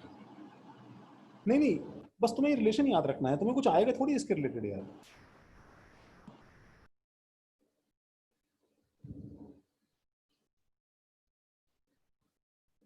सर मर्क्यूरी से याद है, उसका मतलब हाथ पे लेना एडवाइजेबल नहीं है ना, शायद वो ट्रांसफर कर जाता है स्किन के थ्रू। नहीं, ऐसा कुछ नहीं है, सब बेकार की मिथ से। हमारे अगर ऑनलाइन क्लासेस स्टार्ट होते तो मैं तुम्हें दिखाता कि ऑनलाइन ही चल रहा सर। ऑनलाइन ही चल रहा है। ऑफलाइन अरे समझ लिया करो। तो सर नॉर्मल क्लास स्टार्ट होते मैं तुम्हें दिखाता। मेरे पास में जैसे नॉर्मल थर्मोमीटर वगैरह में तो मर्क्यूरी रहता ही है। तो मैंने मतलब आई हैव डन थिंग्स, ठीक है, इन माय पास्ट, जिसके अंदर क्या है कि हाथ में थर्मोमीटर लेके जब कोई नहीं है तो जानबूझ के तोड़ दिया और बोला अरे गलती से गिर गया, इकट्ठा करके फिर मर्क्यूरी रख लिया। एंड मैंने बहुत सारी जगह से ये मैंने किया है। ये सही है। एक्चुअली आई हैव accumulated, ठीक है, I have accumulated sufficient amount of mercury के वो मतलब 8-10 टेबल स्पून भर के इतना मर्क्यूरी जो है वो है। बहुत लोगों ने उससे ज्यादा भी देखा होगा। एंड मैं वो क्लास में लेके आता, एंड जब मैं तुम्हें वो तुम्हारे हाथ में दूंगा, then you will feel something कि तुम्हारे पास कुछ मेजर हैवी चीज है, ठीक है। वो जो डिफरेंस इन डेंसिटी का जो फीलिंग है ठीक है, वो तुम्हारे लाइफ में तुमने कोई इतना हैवी ऑब्जेक्ट नहीं उठाया होगा। गैलियम हाथ में उठा, पर लेकिन सर इतना ज्यादा आपको कहाँ पे मिला? इधर उधर से पुराना कहीं पड़ा था, इधर उधर से इकट्ठा किया हुआ। तो एंड सर आप मर्क्यूरी स्मगलिंग करते हैं? एंड वो काफी काफी काफी इंटरेस्टिंग और ठीक है अमेजिंग चीज है। उसको जो बाहर निकाल के देखना प्लेट पे, एंड हमारे घर में तो क्या 2-3 थर्मोमीटर टूट के ऐसे ही हो जाते हैं, जबकि ऑफिशियली स्टैंडर्ड क्या है कि भाई अगर तुम्हारे घर में, ठीक है, अगर 1 टीस्पून मरकुरी गिरा है तो तुम्हें बॉम्ब डिस्पोजल स्क्वाड बुला के उसे प्रॉपर्ली डिसइंफेक्ट और सही बात है सर। डिस्पोज करना चाहिए। सर एक बार गिरा था सर बेड के नीचे मेरे। ऐसा ही था सर ये सीन। क्यों सर, ऐसा क्यों है? ऐसा क्यों है? मेरे घर पे सर एक बार टूटा है। हाँ मेरे घर पे भी टूटा है। मेरे हाथ से गिरा था, उसका 2 थप्पड़ पड़े। वो अपने यहाँ तो खैर झाड़ू लगा के ऐसे ही छोड़ देते हैं, हटाओ हट कोई इससे फर्क नहीं पड़ता, बट एक्चुअली वो कंपाउंड के फॉर्म में मरकरी पॉइजनस है जहाँ पे, वहीं पे इनर्ट फॉर्म में मरकरी एक्चुअली काफी अनरिएक्टिव नॉन रिएक्टिव कंपाउंड है, तो तुम उसे हाथ में आराम से ले सकते हो। ठीक है, तुम्हारे हाथ से रिएक्ट नहीं करेगा। इनफैक्ट अगर तुमने एलिमेंटल मरकरी गलती से कंज्यूम किया तो वो इतना हैवी है कि वो तुम्हारे स्टूल के साथ में वैसे भी अनरिएक्टेड फॉर्म में वापस पास आउट हो जाएगा। बट कंपाउंड के फॉर्म में अगर हमने उसे एब्जॉर्ब किया और हमारे बॉडी के अंदर वो एब्जॉर्ब होता है, ठीक है, रिएक्टेड फॉर्म में, तो दैट थिंग, ठीक है, actually leads to a very slow and very painful death. ठीक है, मरकरी की पॉइजनिंग बहुत ही डेंजरस चीज है। तो that is actually one of the most toxic. वो क्या रहता है? तो अभी फिलहाल इसको जो है, इसको यहाँ तक तुमने कॉपी किया, देखो लास्ट चीज क्या है भाई, देखो इसमें टेम्परेचर।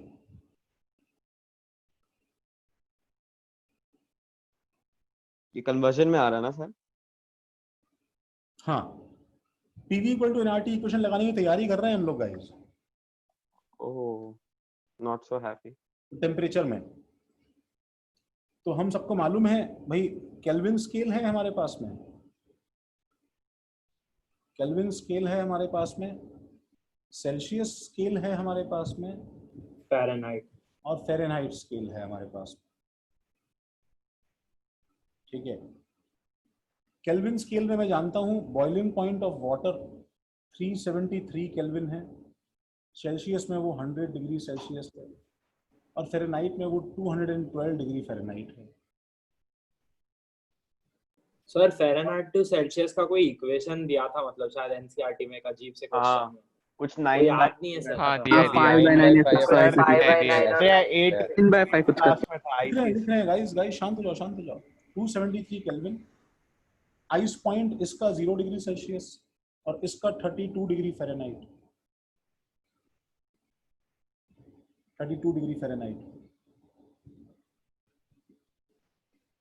सर केल्विन में डिग्रीज क्यों नहीं यूज करते? मींस ऊपर केल्विन में क्या नहीं यूज कर सकते? डिग्रीज क्यों नहीं लगाते? कन्वेंशन है यार, तो कुछ ऐसा कुछ नहीं है। केल्विन है ही नहीं। ठीक है, तो इसके लिए क्या है हमारे पास में कि भाई फ़ारेनहाइट -32 अपॉन एक ऐसा देखो कन्वर्जन फैक्टर है, 212 - 32 इज इक्वल टू, ठीक है, इज इक्वल टू भाई kelvin -273 upon 373 - 273 is equal two degree centigrade -0 divided by 100 - 0। ये ऐसा इक्वेशन है।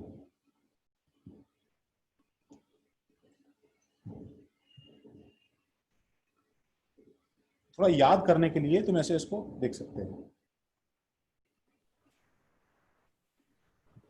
तो हम लोग डायरेक्टली डिग्री सेल्सियस अपॉन 100 नहीं लिख सकते हैं?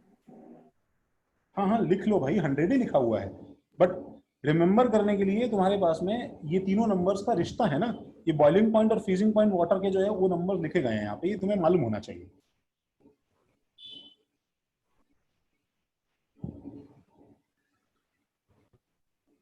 तो हमारे लिए this is never to be used ठीक है, अरे कितना अच्छा लगा sir. This is always to be used, easy है। ठीक है, और दिस इज, जब भी तुम्हें सेल्सियस दिया है then always convert to kelvin. Kelvin. कोई फॉर्मूला हमारे पास में सेल्सियस में है ही नहीं, हमारे पास कोई फॉर्मूला सेल्सियस में है ही नहीं।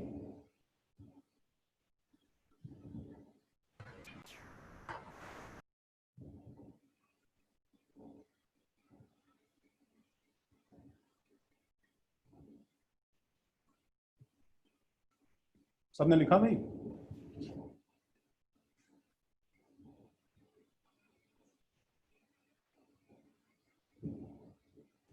सर यूनाइटेड स्टेट्स वाले लोग मतलब ऐसे अजीब अजीब यूनिट्स वगैरह सब यूज करते हैं, फिर भी सारे मतलब अच्छे खासे साइंटिस्ट उनके यहाँ से क्यों आते हैं फिर? अरे ब्रेन ड्रेन और कुछ नहीं, जगह जगह से अच्छे लोग उठा लेते और यूनिट यूज करने में और साइंटिफिक होने में कोई भाई यूनिट रिलेशन क्या है? हाँ वही, कोई रिलेशन ही नहीं। आउट ऑफ कन्वेंशन वो लोग इतना दिमाग लगा के क्यों आउट ऑफ करते हैं? कन्वेंशन नहीं, उनके लिए वो कन्वेंशन है, हमारे लिए कन्वेंशन है, वैसा हाल है। यूनिट यूज करना कोई उसका रिलेशन थोड़ी है, लिखा गाइस? नहीं नहीं, इट्स लाइक सर सेइंग कि जो लोग इंग्लिश पढ़ते हैं वर्सेस जो लोग हिंदी पढ़ते हैं तो कोई गलत कर रहा है क्या? Hello sir. बोलो सर मैं अभी जस्ट डिस्कनेक्ट हो गया था सर, ये फॉर्मूला बताओ ना सर क्या है? ये वाला? हाँ सर। मैं तुम्हें फ्रैंकली बताऊं, फॉर्मूला तो बता देता हूँ, बट ये किसी काम का नहीं है और तुम्हारे किसी काम आने भी नहीं वाला है, बस मैं कन्वर्जन के लिए लिखवा दिया है। फ़ारेनहाइट स्केल कभी तुम्हारे पास कोई न्यूमेरिकल में दिया नहीं जाता है चिराग, तुम्हें सेल्सियस और केल्विन बस 2 ही स्केल दिए जाते हैं, तो तुम्हें जो याद करना है फॉर्मूला वो तो तुम्हें पता ही है क्या है बताओ भाई। जो भी तुम्हें सेल्सियस में टेम्परेचर दिया है plus 273 is equal to kelvin. Kelvin. हाँ sir. This is the only 273.15 होता है ना कुछ? हाँ 0.15 होता है। This is the only useful thing जो तुम्हें याद करनी है। ठीक है सर। हाँ सौरेश, सही बात है, बात सही है। सर फ़ारेनहाइट में कोई भी सम नहीं दिया जाएगा? नहीं, कोई सम नहीं दिया जाएगा। ठीक है, तो मैं एक छोटे से, ठीक है, एक्टिविटी पे आ रहा हूं, ठीक है, और वो एक्टिविटी क्या है? वो है प्रेशर, ठीक है, pressure measurement at surface of earth.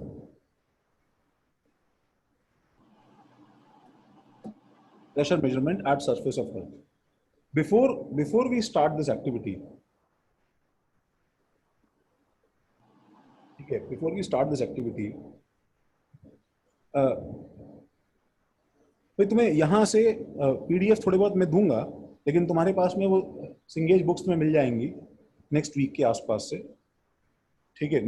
Next week, coming week में शायद तुम्हें धीरे धीरे बुक्स डिस्ट्रीब्यूशन हो जाएगा, जो लोग ले सकते हैं वहाँ से सेंटर से कलेक्ट कर सकते हैं, ठीक है। तो तुम्हारे पास थ्योरी वगैरह इस बुकलेट में रहेगा, तो तुम्हें उससे तुम रेफर करके अपना काम कंटिन्यू स्टार्ट कर सकते हो। तो हम लोग जो एक्टिविटी करने वाले हैं उसके लिए बस एक छोटी सी चीज ध्यान रखो गाइस, कि प्रेशर जो है वो एक्चुअली क्या है कि ये प्रेशर एक स्केलर क्वांटिटी है कि वेक्टर क्वांटिटी है गाइस? बोलो। स्केलर है। Pressure is a scalar quantity. Pressure is a scalar quantity. ठीक है। एंड इसका बहुत ही एक यूनिक चीज है कि जब भी तुम्हें कोई फोर्स मेजर करना हो, ठीक है, and force due to pressure is always applied normal to the surface. Perpendicular. हाँ, normal perpendicular to the surface facing the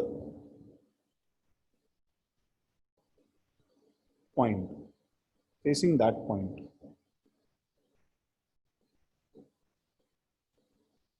facing that point.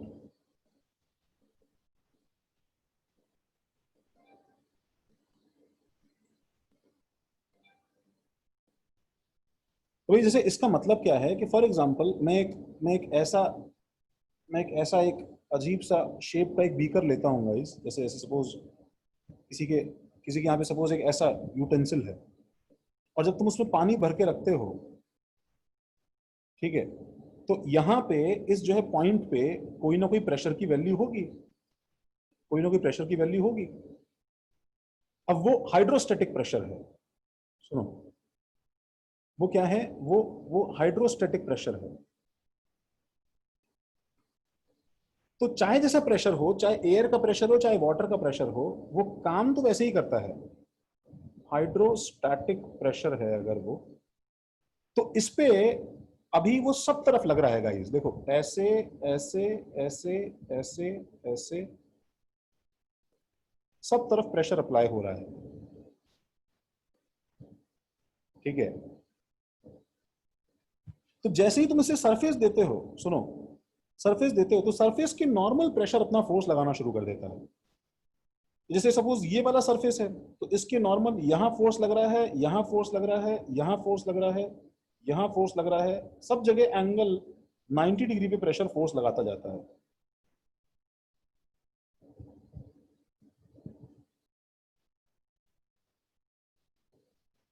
Ninety degree तो द कंटेनर है ना, उसको तुम जो भी सरफेस उसे दोगे, वही तो ना, कंटेनर की वॉल्स पे तो बोल रहा हूं मैं, उसे कोई सरफेस तो दोगे ना फोर्स लगाने के लिए।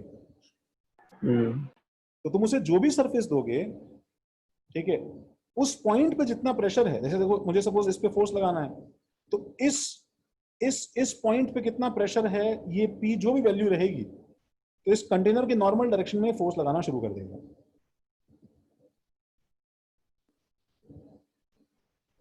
सर गैसेस तो ब्राउनियन मोशन फॉलो करते हैं और ब्राउनियन मोशन में डिफाइन नहीं होता डायरेक्शन, तो फिर मतलब जब गैस होती है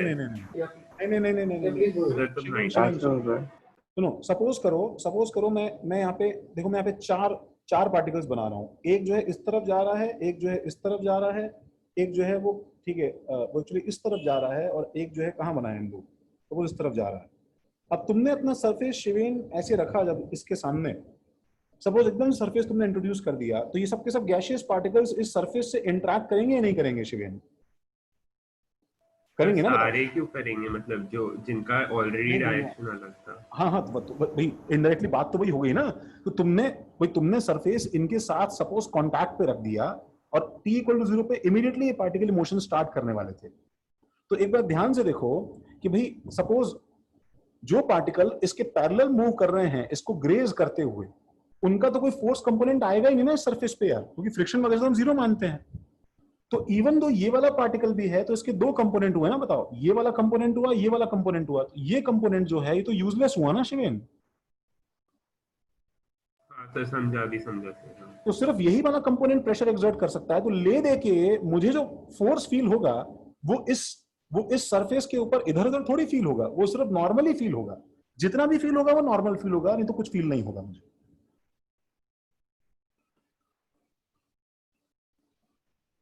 वो सारे पार्टिकल्स का रैंडम मोशन कलेक्शन करने के बाद में, रैंडम मोशन अकाउंट में लेने के बाद में हमें नॉर्मल फोर्स मिलता है बस। अच्छा, और एक सेंटेंस और लिख लो, ठीक है, वो ये कि भाई एटमॉस्फेरिक प्रेशर क्या होता है। फिर कोई भाग गया, बस हम क्लास बंद कर रहे हैं, मेरे को अपने हिसाब से तुम ब्रेक ले लो अभी। एटमॉस्फेरिक प्रेशर क्या होता है? द प्रेशर एक्सर्टेड बाय, ये सब तो बोरिंग पार्ट था गाइस, ठीक है, नेक्स्ट क्लास में हम लोग जो है इसका इंटरेस्टिंग पार्ट देखेंगे, ठीक है। The pressure exerted pressure exerted by atmosphere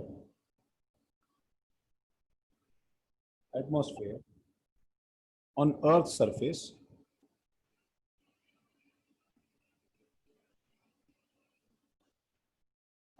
surface at sea level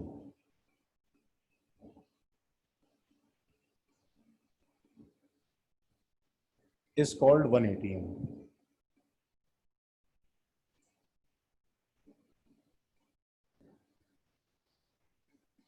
sir at sea level मतलब ये पहले भी नहीं समझा था एग्जैक्ट मतलब क्या होता है इसका। ये अपना सवाल रजत याद रखो, ठीक है। हम नेक्स्ट क्लास में जब मैं तुम्हें मरकुरी का बैरोमीटर पढ़ाऊंगा तब तुम मुझे याद से पूछना, तब मैं तुम्हें जो है अच्छी चीज बताऊंगा।